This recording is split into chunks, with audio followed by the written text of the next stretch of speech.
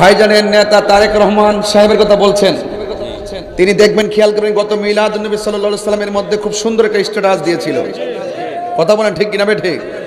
এই যে পবিত্র ঈদে মিলাদুন নবী, যারা রাসূলুল্লাহকে ভালোবাসে, রাসূলুল্লাহর পক্ষে যারা কথা বলে, যেই কথাটা বলবে সেই জন্য রাসূলের প্রেম যার অন্তরে থাকবে তার সম্মান বেড়ে যায়। কথা বলেন ঠিক না বেঠে? আমরা যদি সর্বপ্রথম যদি সেই অনুমোদনটা পাইতাম, তাহলে সোহরাওয়ার্দী উদ্যানে একটা নয়, ঢাকা শহর সোহরাওয়ার্দী উদ্যানে পরিণত হয়ে যায়। কথা বলেন ঠিক না? আমরা বারবার বলছি, এই দেশে আহলে সুন্নাত ওয়াল জামাতকে ছাড়া কোনো সিদ্ধান্ত নেওয়া যাবে না। কিন্তু আমরা খানকায় ছিলাম, এই জন্য আমাদের কথা অনেকের কানে পৌঁছে নাই। কথা বলেন ঠিক কিনা? এই জন্য আমরা খানকা থেকে বের হয়েছি। মনে রাখবেন, খানকায় বসে তাসবিহ দেওয়ার নামও ইসলাম, আবার খানকা থেকে বের হয়ে রাজপথে হকের জানান দেওয়ার নামও ইসলাম।